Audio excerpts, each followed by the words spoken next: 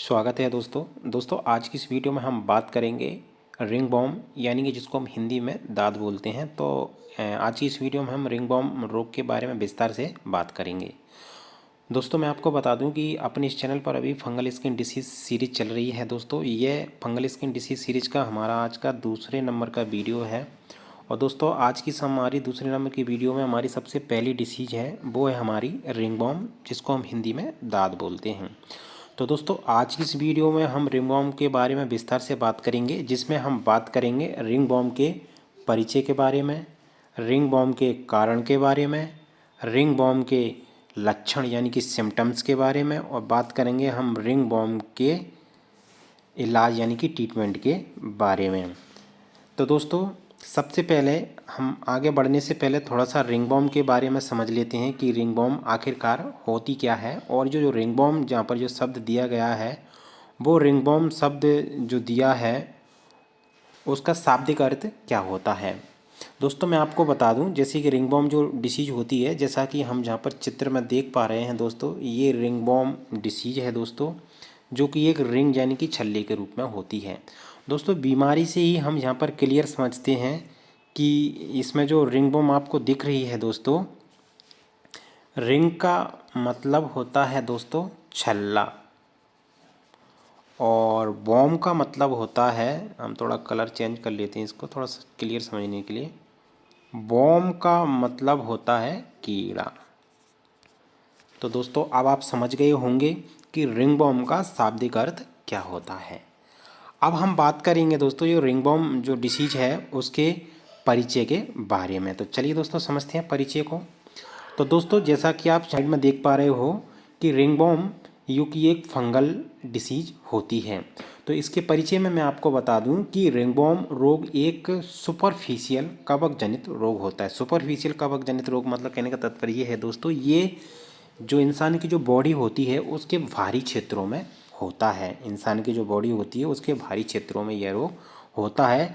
तो इस प्रकार के जो रोग होते हैं उसको हम जहाँ पर सुपरफिशियल रोग या फिर सुपरफिशियल कवक जनित रोगों के नाम से जानते हैं।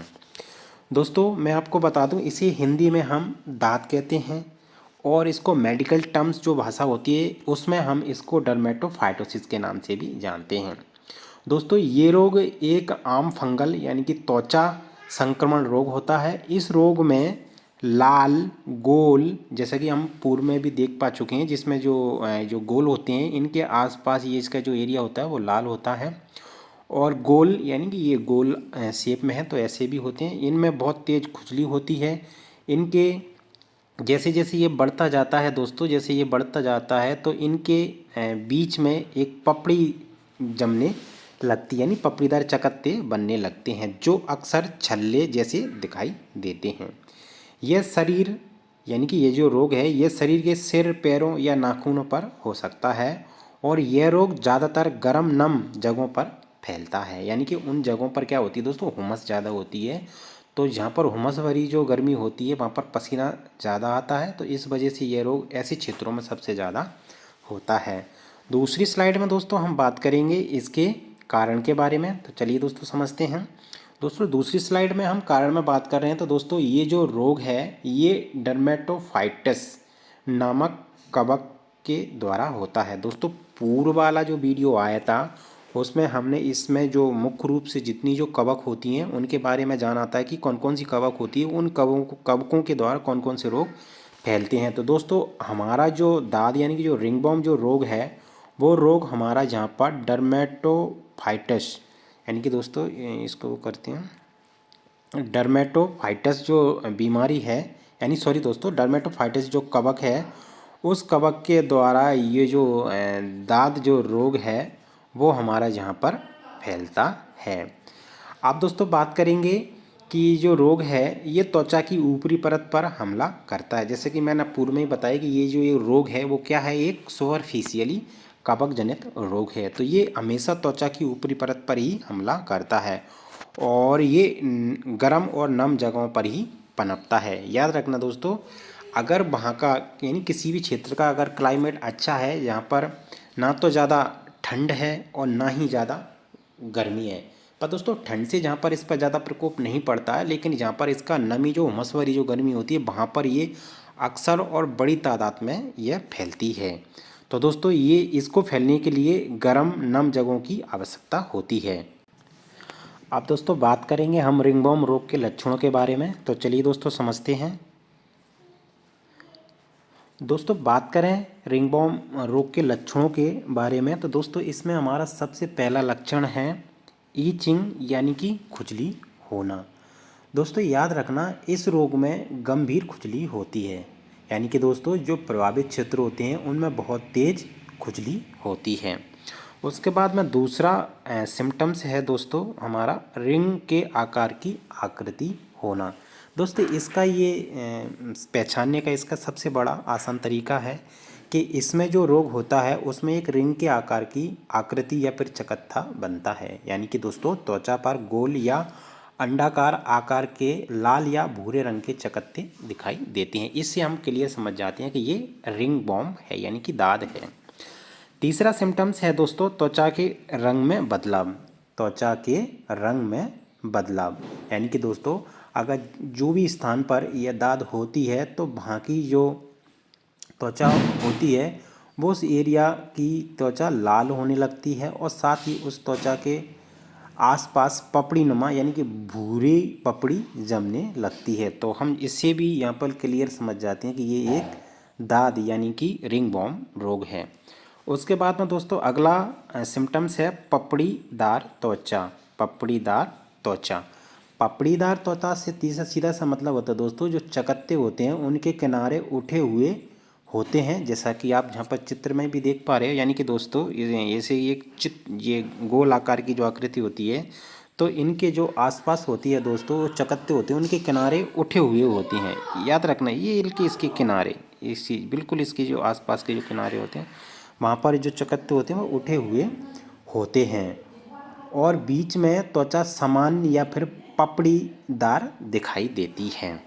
उसके बाद में अगला जो सिम्टम्स है वो है नाखूनों में दाद होना। दोस्तों नाखूनों में भी जैसे कि आप देखते हो कि अक्सर नाखूनों में भी जब इसका जो इन्फेक्शन होता है वो धीरे धीरे गिरने लगते हैं और साथ ही दोस्तों बालों में भी इसका इन्फेक्शन होता है। और दोस्तों याद रखना जिस जगह पर बाल हैं अगर वहाँ पर इसका इन्फेक्शन हो गया है तो वहाँ के जो बाल होते हैं वो धीरे धीरे झड़ने लगते हैं। जैसे बाल अगर स्कल्स पे हो गया है तो स्कल्स के बाल भी जहाँ पर झड़ने लगते हैं। दोस्तों ये तो रही हमारे रिंगवॉर्म के सिम्टम्स के बारे में यानी कि लक्षणों के बारे में। अब दोस्तों हम बात करेंगे इसके ट्रीटमेंट के बारे में। तो चलिए दोस्तों समझते हैं ट्रीटमेंट को। दोस्तों बात करेंगे इसके ट्रीटमेंट की। तो दोस्तों वैसे अगर आपको इसका जो ट्रीटमेंट है वो एक लंबे समय तक लेना पड़ सकता है। आपको इसका जो ट्रीटमेंट है वो ठीक होने के लगभग 10 से 15 दिन तक भी आपको इसका ट्रीटमेंट लेना है और आपको इसका जो ट्रीटमेंट है वो नॉर्मली आपको 1 महीने तो लेना ही लेना है। दोस्तों जैसे जब आप ट्रीटमेंट स्टार्ट करते हो तो ट्रीटमेंट स्टार्ट करने से आपको 5 से 10 दिन में यह रोग बिल्कुल ठीक लगने लगता है, यानी कि स्किन से ये रोग समाप्त हो जाता है। लेकिन फिर भी फंगल जो स्किन के अंदर रह जाती है वो पूर्ण रूप से ठीक नहीं होती है। तो उसको हमको कम्प्लीटली ठीक करने के लिए यहाँ पर आपको इसका जो ट्रीटमेंट है वो लगभग 1 मंथ यानी कि दोस्तों आपको लगभग 1 मंथ इसका ट्रीटमेंट आपको लेना होगा, तब जाकर आप इसको पूर्ण रूप से ठीक कर पाओगे। तो सबसे पहले हम इसके ट्रीटमेंट में समझते हैं दोस्तों। तो इसका ट्रीटमेंट हमारा स्टार्टिंग से समझते हैं दोस्तों। इसके ट्रीटमेंट में हम जहाँ पर कैप्सूल आईटी मैक लेते हैं दोस्तों। आईटी मैक में दोस्तों यहाँ पर हमारा इट्राकोनाजोल होता है। तो इट्राकोनाजोल में जो आईटी मैक जो कैप्सूल आते हैं दोस्तों इसमें 200 mg भी आता है और 100 mg भी आता है। तो दोस्तों आप यहाँ पर स्टार्टिंग में लोडेड डोज ले सकते हो। अगर प्रॉब्लम ज़्यादा है यानी कि गंभीर है समस्या तो आप यहाँ पर 200 mg का इट्राकोनाजोल लें, वो भी आपको बीडी लेना है, बीडी लेना है।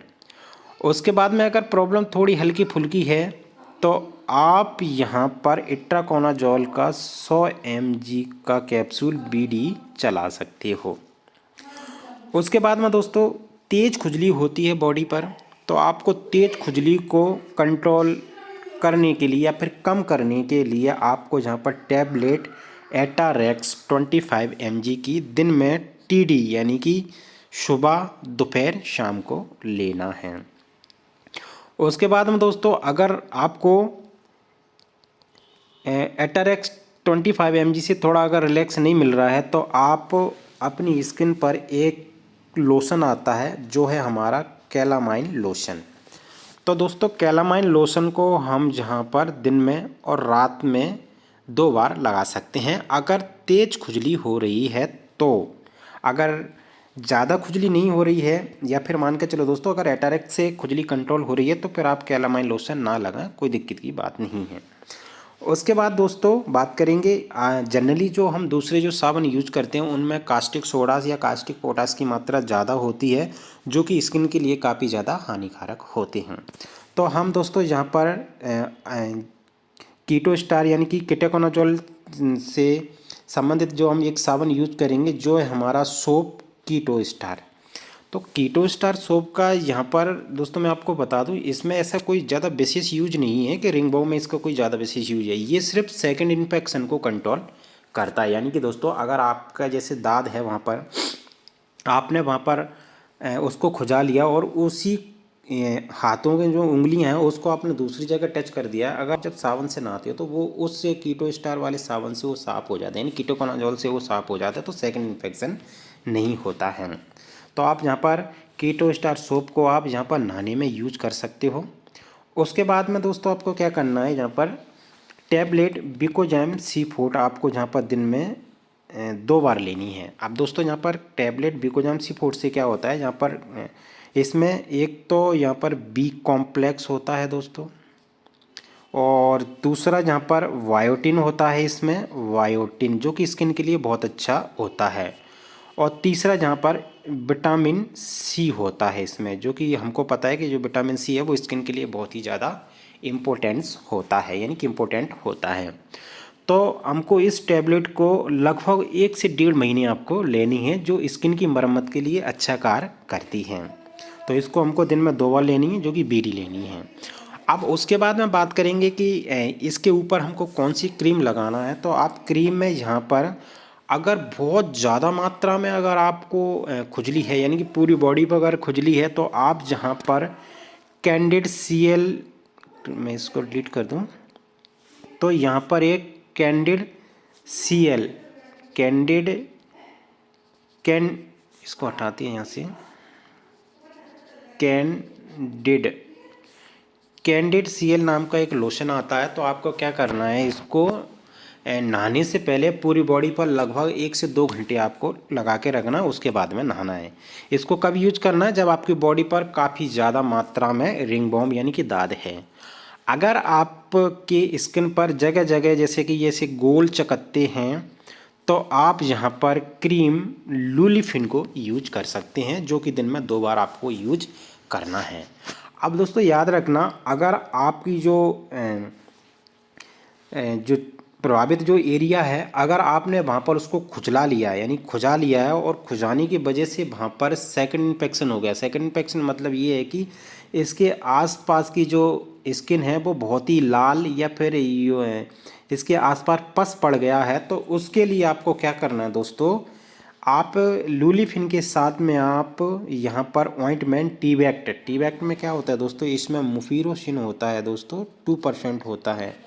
तो आप इसको लुलिफिन के साथ में मिक्स करके दिन में 2 बार लगा सकते हैं। और याद रखना दोस्तों, अगर आपकी जो रिंग बॉम है अगर वो लाल है तब भी आप यहाँ पर टी-बैक्ट को लुलिफिन के साथ में मिक्स करके आप यहाँ पर लगा सकते हो।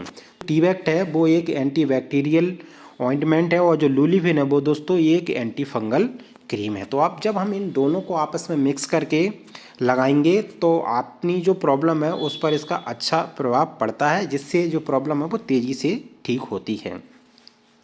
उसके बाद में दोस्तों बात करेंगे हम जहाँ पर एक एंटीबायोटिक आपको चलाना पड़ेगा अगर आपको समस्या, याद रखना दोस्तों, वैसे कि एंटी फंगल में एंटीबायोटिक का कोई रोल नहीं होता है। आप एंटीबायोटिक कब देते हैं हम, जहाँ पर जैसे अगर हमने खुजा लिया है तो उन नाखूनों की वजह से उस जगह पर, यानी कि जो प्रभावित एरिया, उस जगह पर सेकंड इन्फेक्शन हो जाता है। यानी कि दोस्तों उस जगह की जो एरिया है, यानी जो प्रभावित एरिया है, वो पकने लगता है या फिर वहाँ पर पपड़ीदार चकत्ते बनने लगते हैं। तो उसके लिए हमको उसको जल्दी ठीक करने के लिए हमको जहाँ पर एंटीबायोटिक देना होता है। तो उसके लिए आप जहाँ पर कैप्सूल डॉक्सी 100 mg का दिन में 2 बार दे सकते हैं, और इसको आप 10 से 15 दिन चला लें तो अच्छी बात है। यानी कि उसका जो लालपन होता है वो भी तेज़ी से यहाँ पर ठीक हो जाता है।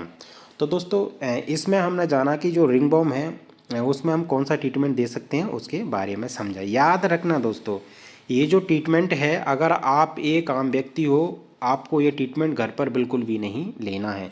अब दोस्तों आप ये सोचेंगे कि अब ये ट्रीटमेंट हमको घर पर लेना ही नहीं है तो फिर बता क्यों रहे हैं। तो आप एक बात समझ लीजिए दोस्तों, आपको जब किसी बीमारी के बारे में आपको नॉलेज होगी, जब आप किसी दूसरे डॉक्टर के पास अगर दवा लेने जाओगे तो आप समझ जाओगे कि हमको पता है कि इस बीमारी में कौन कौन सी दवा लेनी है। तो सामने जो डॉक्टर है वो आपको अनाप शनाप दवाइयाँ ना लिख दे, यानी कि बिल ज़्यादा बड़ा ना बन जाए, तो उससे आप डॉक्टर साहब से आप क्लियर भी बोल सकते हो कि डॉक्टर साहब आप ये दवा हमें बेफालतू दे रहे हो, इसका इस बीमारी में कोई रोल ही नहीं है। तो इससे क्या है कि आप अपने ज़्यादा खर्चे से बच सकते हो। इसलिए आप एक आम व्यक्ति हो तो आपको ये नॉलेज रखना बहुत ज़रूरी है। और अगर आप एक मेडिकल स्टूडेंट हो या फिर आप एक प्रैक्टिशनर हो तो आपके लिए ये वीडियो काफ़ी अच्छा है, तो आप यहाँ पर इसको यूज कर सकते हो। अब उसके बाद में हम दोस्तों बात करेंगे कि हमने इतना सारा पूरा ट्रीटमेंट ले लिया है। अब इतना सारा पूरा ट्रीटमेंट लेने के बाद में अब इसमें एक हाइजीन मेंटेनेंस रखना आपको बेहद ज़रूरी है। अगर दोस्तों आपने अगर हाइजीन मेंटेनेंस नहीं रखा तो आप ये भूल जाइए कि ये जो आपने जो इसका जो ट्रीटमेंट लिया है वो बेफालतू आपने इसका जो ट्रीटमेंट लिया है। क्योंकि दोस्तों अगर आप इसमें हाइजीन मेंटेनेंस नहीं रखोगे तो आप इस ट्रीटमेंट यानी सॉरी दोस्तों आप इस रोग को कभी भी ठीक नहीं कर पाओगे। तो आपको हाइजीन जो मेंटेनेंस है कैसे रखना है तो उसको भी मैं आपको बता देता हूँ। चलिए दोस्तों मैं आपको बताता हूँ कि इस बीमारी में आपको हाइजीन कैसे मेंटेनेंस रखना है। तो चलिए समझते हैं दोस्तों। हाइजीन मेंटेनेंस रखने के लिए यानी दोस्तों साफ़ सफाई रखने के लिए आपको क्या करना है कि जो रिंग बॉम है, यानी कि दोस्तों जो दांत की जो दाद है, उसको हाइजीन बनाए रखने के लिए आपको क्या करना है कि जो प्रभावित जगह को साफ और सूखा रखना है। यानी कि दोस्तों साफ और सूखा रखना है। रोज़ाना आपको नहाना है। तंग कपड़े का मतलब होता है दोस्तों आपको टाइट कपड़े नहीं पहनना है। और याद रखना दोस्तों आप कॉटन के कपड़े पहने तो बहुत अच्छी बात है, आपको कॉटन के कपड़ों में बहुत अच्छा यहाँ पर रिजल्ट मिलेगा। कॉटन के कपड़े क्या होते हैं दोस्तों कि इनमें गर्मी कम लगती है, और अगर आप कोई टेरिकोट के कपड़े पहनते हैं तो उनमें गर्मी ज़्यादा लगती है। तो इस वजह से फिर जो टेरिकोट के कपड़ों में ये समस्या और ज़्यादा फैल सकती है। तो कोशिश करना आप लूज कपड़े और कॉटन के कपड़े पहने। उसके बाद में दोस्तों आपको तौलिए कपड़े जैसी जो निजी चीज़ें हैं आपकी, यानी कि दोस्तों आपकी जो पर्सनल चीज़ें हैं उनको किसी दूसरे व्यक्ति को ना दें, यानी कि दूसरे व्यक्ति को शेयर ना करें। दोस्तों अगर आप ऐसा करेंगे तो आपके दूसरे व्यक्ति को भी ये समस्या हो सकती है, यानी कि ये जो दांत की जो प्रॉब्लम वो हो सकती है। उसके बाद में दोस्तों जो संक्रमित जो कपड़े हैं आपके, यानी कि दोस्तों आपने जो कपड़े पहन रखे हैं जब आपको दांत थी, तो आपके जो संक्रमित कपड़े हैं, जो आपका जो बिस्तर हैं, उनको क्या करना है दोस्तों आपको हर 2 से 3 दिन में गर्म पानी से धोना है। और गर्म पानी से धोने के बाद में आपके वो कपड़े हैं उनको 3 दिन तक आपको धूप में सुखाना है। और अगर उससे पहले अगर आप कपड़ों को यूज करना चाह रहे हो तो उन पर इस्त्री कर लें, यानी कि प्रेस कर लें, उसके बाद में आपको पहनना है।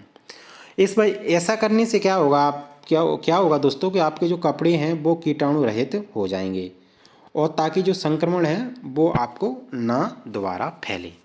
तो इतना आपको पूरी इसमें सावधानी रखना है, जब जाकर आप दांत को कंप्लीटली अपनी बॉडी से ठीक कर सकते हो। आप दोस्तों उम्मीद करता हूँ आपको वीडियो पसंद आया हो। दोस्तों अगर वीडियो पसंद आया हो तो लाइक करें, शेयर करें, और अगर आपने मेरे चैनल को अभी तक सब्सक्राइब नहीं किया है या फिर आप मेरे चैनल पर पहली बार आए हो तो प्लीज़ चैनल को सब्सक्राइब कर लें और साथ ही बेल आइकन दबा देना, ताकि आपने इस चैनल पर जो भी नया वीडियो आए उसका नोटिफिकेशन आप तक सबसे पहले पहुंच सके। दोस्तों वीडियो को अंत तक देखने के लिए आपका बहुत बहुत धन्यवाद।